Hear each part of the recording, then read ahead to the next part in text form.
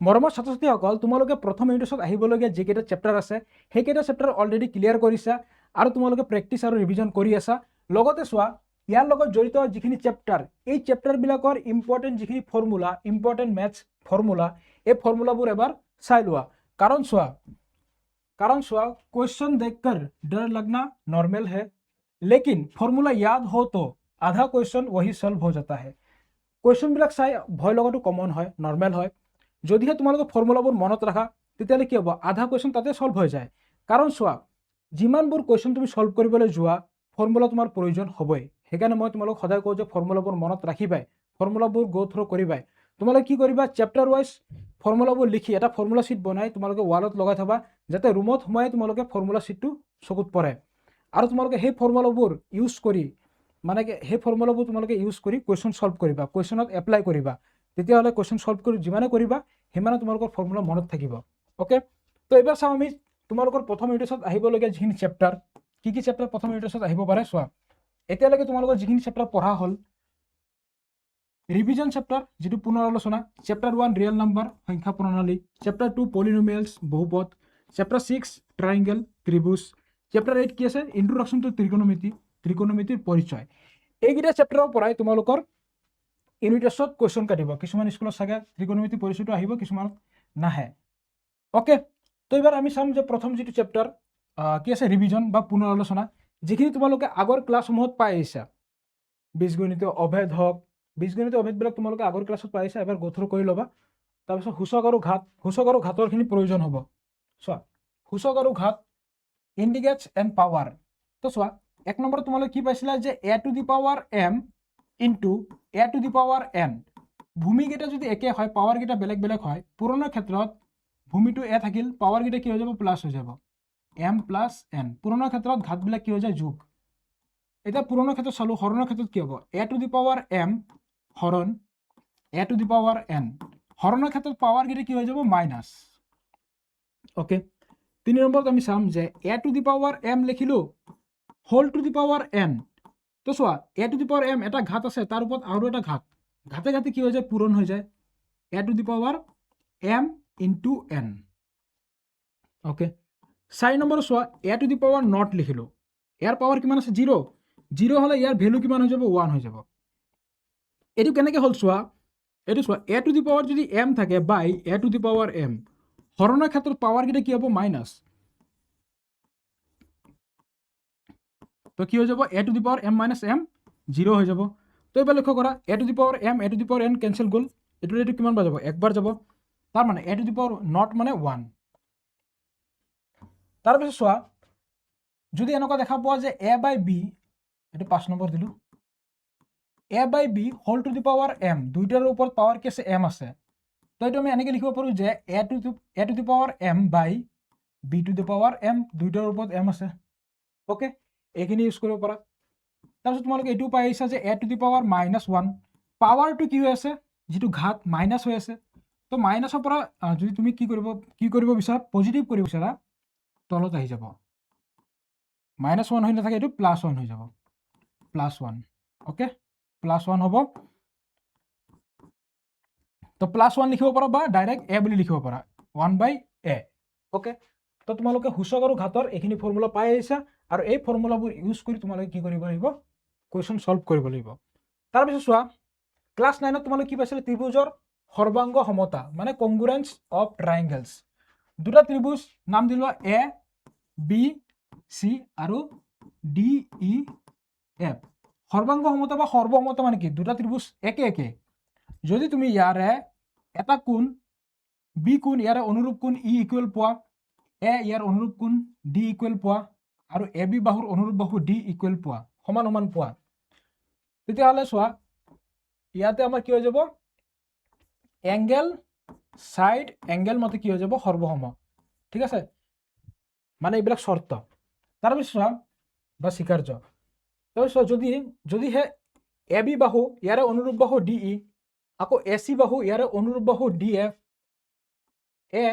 এ কোণ ইয়াৰে অনুৰূপ কোণ কি হ'ব, ডি, তেতিয়াহ'লে কি হ'ব আমাৰ এছ এ এছ। তাৰমানে দুটা অনুৰূপ বাহু মিলিছে আৰু এটা অনুৰূপ কোণ মিলিছে। তাৰপিছত চোৱা, যদি এই বাহুটো আৰু ইয়াৰে অনুৰূপ বাহু ইকুৱেল হয়, এই বাহুটো ইয়াৰে অনুৰূপ বাহু ইকুৱেল হয়, এই বাহুটো ইয়াৰে অনুৰূপ বাহু ইকুৱেল হয়,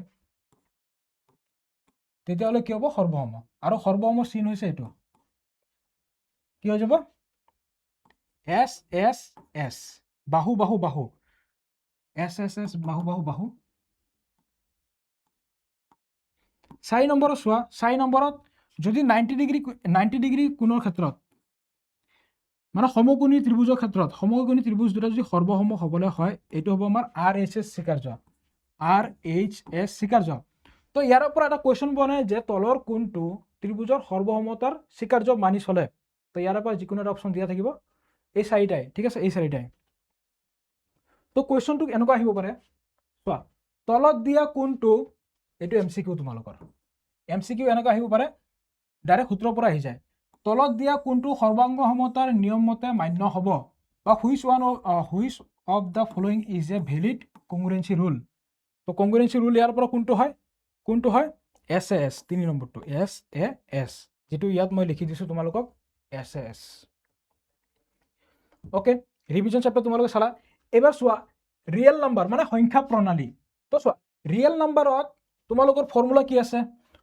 ৰিয়েল নাম্বাৰত আগতে আমি এটা ফৰ্মুলা পাইছিলোঁ, ইউক্লিডৰ বিভাজন প্ৰমেয়িকা, সেইটো তোমালোকৰ এইবাৰ নালাগে, ঠিক আছে, সেইটো মুখস্থ কৰিব নালাগে, সেইটো তোমালোকৰ নাহে। এবাৰ চোৱা, তাৰপিছত তোমালোকৰ নেক্সট কি আছে? পাটিগণিত মৌলিক উপপাদ্য। পাটিগণিত মৌলিক উপপাদ্য তোমালোক মনত ৰাখিবা যে প্ৰত্যেক যৌগিক সংখ্যাকে মৌলিকৰ গুণফল হিচাপে প্ৰকাশ কৰিব পাৰি, সেইটো লিখিব দিলে তেনেকৈ লিখি দিবা। ওকে, তাৰপিছত ইয়াত এটা ফৰ্মুলা আছে, যিকোনো দুটা অখণ্ড সংখ্যা এ আৰু বিৰ ক্ষেত্ৰত গসাগু a, b ইনটু লসাগু a, b equal a into b। For any two positive integers a and b, HCF of ab into LCM of ab into a into b। অৰ্থাৎ চোৱা, এইটো তোমালোকে মনত ৰাখিব লাগিব, ঠিক আছে, এইটো 1 নম্বৰ দি দিলোঁ মই। এইটো তোমালোকে মনত ৰাখিবা যে HCF of a, b into LCM of a, b into a into b। মানে দুটা সংখ্যা a আৰু b, দুটা সংখ্যা, এই দুটা সংখ্যা দুটাৰ পূৰণফলটো মানে প্ৰডাক্টটো কি হ'ব? ইহঁতৰ গসাগু আৰু লসাগুৰ পূৰণফলৰ সমান। বাছ এইটোৱে মনত ৰাখিব লাগে, ওকে, এটাই তোমালোকৰ ফৰ্মুলা, সেইটো তোমালোকে মনত ৰাখিব লাগে। তাৰ পৰা তোমালোকে কি কৰিব লাগিব? হয়তো তোমালোকক গসাগুৰ মান দিয়া থাকিব, সংখ্যা দুটা দিয়া থাকিব, লসাগু উলিয়াব দিব, এই ফৰ্মুলা ইউজ কৰি তোমালোকে কৰিবা। চেপ্টাৰটো কি আছে? পলিনমিয়েল মানে বহুপদ।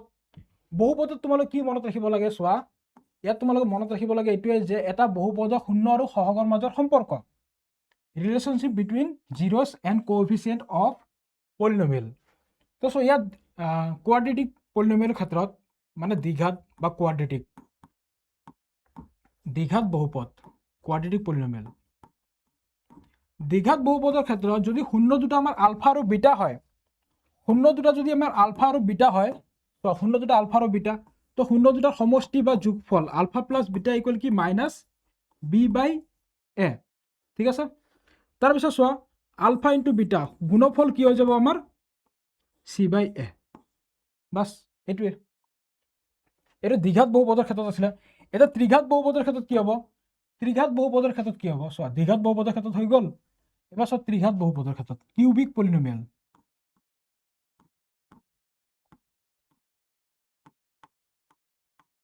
কিউবিক পলিনমিয়েলৰ ক্ষেত্ৰত কি হ'ব? কিউবিক পলিনমিয়েলৰ ক্ষেত্ৰত কি হ'ব? শূন্য কেইটা হৈ যাব? 3টা হৈ যাব, আলফা বিটা গামা। তো আলফা প্লাছ বিটা প্লাছ যদি গামা হয়, তেতিয়াহ'লে কি লিখিম? Minus b/a। তাৰপিছত যদি আলফা ইনটু বিটা দুটালৈ ইনটু কৰোঁ, alpha into beta plus beta into gamma plus gamma into alpha, তেতিয়াহ'লে কি হ'ব? c/a। এতিয়া যদি গুণফল উলিওৱা হয়, alpha into beta into gamma, alpha into beta into gamma equal কি হৈ গ'ল? Minus d/a। ওকে, এইকেইটা ফৰ্মুলা তোমালোকে মনত ৰাখিব লাগিব। তোমালোকক কি ক'ব যে শূন্য দুটা আৰু ইহঁতৰ সহগৰ মাজত সম্পৰ্ক স্থাপন কৰা, তাৰমানে শূন্যবিলাকৰ যোগফল এইফালে যিমান পাবা মাইনাছ b/a বহুৱাইও সিমানে পাব লাগিব। ওকে, এইখিনি তোমালোকে মনত ৰাখিবা। আৰু এইখিনি এপ্লাই কৰি কিদৰে আমি সলিউশ্যন কৰোঁ আমি ক্লাছত কৰিছোঁ। চেপ্টাৰ 6 কি আছে আমাৰ? ট্ৰাইংগেল মানে ত্ৰিভুজ। তো ত্ৰিভুজত তেনেকুৱা ধৰণৰ ফৰ্মুলা নাই, মানে তোমালোকৰ যিটো চেপ্টাৰ তাতে ফৰ্মুলা নাই। তোমালোকে আগতে পাই আহিছিলা ফৰ্মুলা যে কি আছিলে ধৰ্ম পাইছিলা ন ত্ৰিভুজৰ তিনিটা কোণৰ যোগফল 180 ডিগ্ৰী ত্ৰিভুজৰ বহিকোণ এটাৰ মান ইয়াৰে দূৰৱৰ্তী অন্তকোণ দুটাৰ সমষ্টিৰ সমান তেনেকৈ পাইছিলা ঠিক আছে তো ইয়াত তোমালোকে কি পাবা থিয়ৰাম পাবা থিয়ৰাম বা উপপাদ্য থিয়ৰামবিলাক তোমালোকে মনত ৰাখিবা যিটো 6.1 পৰা ধৰি তোমালোকে 6.5লৈকে এইখিনি তোমালোকে প্ৰেক্টিছ কৰিবা আৰু এইখিনি মই তোমালোক কৰাই দিছোঁ ধুনীয়াকৈ কৰাই দিছোঁ এটা এটাকৈ 6.1টো কি আছিলে বিপিডি থিয়ৰাম ভেৰি ইম্পৰ্টেণ্ট 6.1 আৰু ইয়াৰে কনভাৰ্চটো কি আছিলে মানে বিপৰীত উপপাদ্য কি আছিলে 6.2 অ'কে তাৰপিছত চোৱা যিটো চেপ্টাৰ 8 ত্ৰিকোণমিতিৰ পৰিচয় এই যিটো চেপ্টাৰ ইন্ট্ৰডাকশ্যন টু ত্ৰিকোণমিতি ইয়াতে আমাৰ কিছুমান ফৰ্মুলা আছে তো চোৱা ত্ৰিকোণমিতিৰ যিখিনি অনুপাত সেইবিলাক কি হয় আমাৰ সমকোণী ত্ৰিভুজৰ ক্ষেত্ৰতহে প্ৰযোজ্য কেইটামান বিশেষ কোণৰ ত্ৰিকোণমিতিক অনুপাতবিলাক মই কি বুলি কৈছোঁ সমকোণৰ ক্ষেত্ৰতহে প্ৰযোজ্য তো সমকোণ লৈ ল'লো ঠিক আছে সমকোণ লৈ ল'লো সমকোণ এ বি চি বি কোণ হৈ গ'ল আমাৰ সমকোণ মানে 90 ডিগ্ৰী এতিয়া মই যদি চি কোণটো লওঁ চি কোণটোৰ নাম দিলোঁ থিতা এই থিতা কোণৰ মনত ৰাখিবা থিতা কোণৰ যিটো বিপৰীত বাহু ওলোটা চাইডে থাকিব সেইটো হৈ গ'ল আমাৰ লম্ব পাৰপেণ্ডিকুলাৰ পি আৰু লগত লাগি থকা বাহুটো কি হৈ যাব আমাৰ ভূমি বি আৰু দীঘল বাহুটো হ'ব আমাৰ হাইপোটেনিয়াছ এইচ বা অতিভুজ ঠিক আছে এতিয়া চোৱা ইয়াৰে ক্ষেত্ৰত কেইটা অনুপাত থাকে 6টা অনুপাত থাকে সাইন চি কোণ এই যিটো থিতা দিয়া আছে এই কোণটো ল'ম আমি চি কোণটো থিতা বুলি ধৰিছোঁ theta sine SIN sine theta cos theta tan theta তাৰপিছত কট থিতা তাৰপিছত ইয়াত লিখা তুমি চেক থিতা কচেক থিতা কট থিতা ঠিক আছে লিখি ল'লো তো চোৱা মই কি বুলি কৈছিলোঁ অনুপাত কেইটা থাকে 6টা থাকে 6টা অনুপাত এতিয়া অনুপাতবিলাক কেনেকুৱা হ'ব এই যিটো সাইন থিতাৰ অনুপাত এইটো আছিলে আমাৰ P/H কস থিতাৰ অনুপাত B/H টেন থিতাৰ অনুপাত P/B চেক থিতাৰ অনুপাত চেকটো হৈ গ'ল আমাৰ কচৰ ওলোটা মনত ৰাখিবা সাইনটো হৈ গ'ল আমাৰ কচেকৰ ওলোটা আৰু কটটো হৈ গ'ল আমাৰ টেনৰ ওলোটা তো ইয়াৰ ওলোটা কৰি দিয়া চেকটো হৈ গ'ল কচৰ ওলোটা H/B হৈ যাব H/B হ'ব তাৰপিছত কচেকটো হ'ব সাইনৰ ওলোটা H/P হ'ব আৰু কটটো হৈ গ'ল আমাৰ টেনৰ ওলোটা B/P হ'ব অ'কে তো এইটো মনত ৰখাৰ কাৰণে এটা শ্বৰ্টকাট পদ্ধতি আছে সেইটো হৈ গ'ল আমাৰ চোৱা সেইটো হৈ গ'ল আমাৰ পি মনত ৰাখিবা PBP HHB এইটো তোমালোকে একো ট্ৰিক ৰাখিব নালাগে ইয়াত ডাইৰেক্ট তোমালোকে মনত ৰাখিব পাৰা যে এনেকৈ মনত ৰাখিবা PBP HHB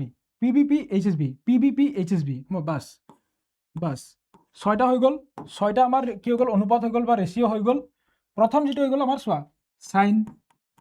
সাইন থিতা এইটো হৈ গ'ল আমাৰ কস থিতা এইটো হৈ গ'ল আমাৰ টেন থিতা বাকী ওলোটা সাইনৰ ওলোটা কি আছিলে কচেক থিতা কচৰ ওলোটা চেক থিতা টেনৰ ওলোটা কট থিতা বাছ চোৱা সাইনৰ যিটো অনুপাত P/H কচৰ B/H টেনৰ P/B এবাৰ কচেকৰ চোৱা H/P চেকৰ H/B কটৰ B/P ঠিক আছে এতিয়া কোনটো কাৰ অনুৰ্ণক কেনেকৈ গম পাব কোনটো কাৰ অনুৰ্ণক মই কি কৈছোঁ সদায় মনত ৰাখিবা সাইনৰ অনুৰ্ণক কি কচেক অনুৰ্ণক বা ওলোটা কচৰ অনুৰ্ণক চেক টেনৰ অনুৰ্ণক কট ঠিক আছে তাৰপিছত চোৱা পূৰক কোণৰ ত্ৰিকোণমিতিক অনুপাত পূৰক কোণ মানে কি পূৰক কোণ মানে দুটা কোণৰ যোগফল কিমান হ'ব লাগে 90 ডিগ্ৰী ঠিক আছে 90 ডিগ্ৰী তো এক নম্বৰত মই যদি লিখোঁ যে সাইন আচ্ছা কালাৰটো চেঞ্জ কৰি লওঁ যদি মই লিখোঁ সাইন 90 ডিগ্ৰী মাইনাছ থিতা ঠিক আছে তো পূৰক কোণ মানে কি দুটা মিলি 90 হ'ব লাগে তো 90ৰ পৰা থিতা মাইনাছ কৰিলোঁ তেতিয়াহ'লে বাকী যিটো ৰৈ যাব সেইটো কি হ'ব কছ থিতা ঠিক আছে কস থিতা পূৰক কোণৰ মনত ৰাখিবা সাইন 90 ডিগ্ৰী মাইনাছ থিতা দেখা পোৱা যদি কি হ'ব কস থিতা তাৰমানে এনেকুৱা সাইন 90 ডিগ্ৰী মাইনাছ 60 ডিগ্ৰী তো ইকুৱেল কি হৈ যাব কস 60 ডিগ্ৰী কস 60 ডিগ্ৰী এক্সামত এইটোৱে সুধিব যে সাইন 90 মাইনাছ 60 ডিগ্ৰী ইকুৱেল কি হ'ব কস 60 ডিগ্ৰী সেইকাৰণে তোমালোকে এইটো মনত ৰাখিব লাগিব আৰু ক্লাছত তোমালোকে আৰু বেছি ভালদৰে বুজি পাবা ইয়াত জাষ্ট মই তোমালোকক ফৰ্মুলাখিনিয়ে দিছোঁ কুৱেশ্যন সলভ কৰিলে আৰু বেছি ভালদৰে বুজি পাবা তাৰপিছত চোৱা যদি কস থাকে কস 90 ডিগ্ৰী মাইনাছ থিতা ইকুৱেল কি হৈ যাব সাইন থিতা ঠিক আছে তাৰপিছত চোৱা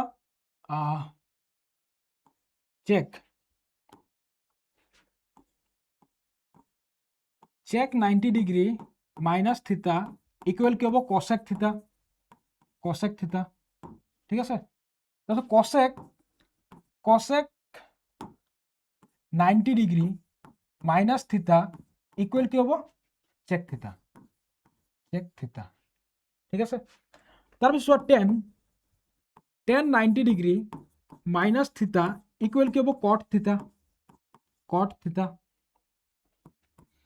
কট 90 ডিগ্ৰী মাইনাছ থিতা ইকুৱেল কি হ'ব টেন থিতা ওকে তোমালোকৰ পূৰক কোণ ত্ৰিকোণমিতিক অনুপাতবিলাক উলিয়াবা ইয়াৰ পৰা তোমালোকৰ কুৱেশ্যন কেনেকুৱা আহে চোৱা ইয়াত এনেকুৱা আহে যে টেন 30 ডিগ্ৰী বাই কট 60 ডিগ্ৰী তো এইটো তোমালোকৰ কুৱেশ্যন দিলে ঠিক আছে এইটো তোমালোকক সলভ কৰিব দিলে তাৰ কাৰণে তোমালোকক এইখিনি মনত থাকিব লাগিব তো ইয়াত আমি কি কৰিম ওপৰত আমি একে ৰাখিলোঁ 30 ডিগ্ৰী আমি একে ৰাখিলোঁ তলতো আমি চেঞ্জ কৰি দিম তো কট 60 ডিগ্ৰী মানে আমি কি লিখিব পাৰোঁ 90 ডিগ্ৰী মাইনাছ 30 ডিগ্ৰী লিখিব পাৰোঁ নে লিখিব পাৰোঁ 90 পৰা 30 গ'লে 60 হয় এই 60টোক আমি বনাই লৈছোঁ যিকোনো এটাহে চেঞ্জ কৰিবা তেতিয়া কটাকটি যাব এটা কি পালা চোৱা ওপৰত কি আছে tan 30 ডিগ্ৰী বাই তলত কি হ'ব cot 90 মাইনাছ থিতা ইকুৱেল কি হ'ব cot 90 মাইনাছ থিতা ইকুৱেল tan থিতা মানে tan 30 ডিগ্ৰী হৈ যাব tan 30 ডিগ্ৰী এটা চোৱা তলৰ ওপৰ আমাৰ একে একে আছে কটাকটি গ'ল কিমান থাকিব 1 প্লাছ এনসাৰ হ'ব 1 ওকে তো ফৰ্মুলাবোৰ আমি সেইকাৰণে মনত ৰাখিব লাগে ওকে ইয়াৰ পিছৰ যিখিনি আমাৰ ফৰ্মুলা আছিলে বা অভেদ চোৱা ত্ৰিকোণমিতি আইডেন্টিটিজ ত্ৰিকোণমিতিৰ অভেদাৱলী এক নম্বৰ যেটো আমাৰ অভেদ আছিলে কি ইজি আছিলে যে sin square theta plus cos square theta equal কি হ'ব 1 দুই নম্বৰ আমাৰ যেটো ফৰ্মুলা আছিলে বা অভেদ কি আছিলে 1 plus tan square theta equal sec square থিতা তিনি নম্বৰ যেটো আমাৰ অভেদ আছিলে 1 plus cos square theta equal কি হ'ব cosec স্কয়াৰ থিতা ওকে আজিৰ ক্লাছত বা আজি যেটো সেশন ইয়াত তোমালোকক কি শিকালো মানে ইম্পৰ্টেন্ট যিখিনি আমাৰ ফৰ্মুলা আছিলে এই ফৰ্মুলাবিলাক তোমালোকৰ সৈতে গো থ্ৰু কৰালো আৰু ইয়াত তোমালোকে কি কৰিবা তোমালোকৰ যেটো ত্ৰিকোণমিতি যেটো তালিকা আছে সেই তালিকাটো চাবা কাৰণ মানবিলাক তোমালোকে মনত ৰাখিব লাগিব তেতিয়া হলে তোমালোকে কোৱেশ্চনবিলাক সলভ কৰিব পাৰিবা সেই মানবিলাক তোমালোকে কোৱেশ্চনত যিমান এপ্লাই কৰিবা সিমানে তোমালোকে মনত ৰাখিব পাৰিবা ঠিক আছে তোমালোকক লগ পাইছো ক্লাছত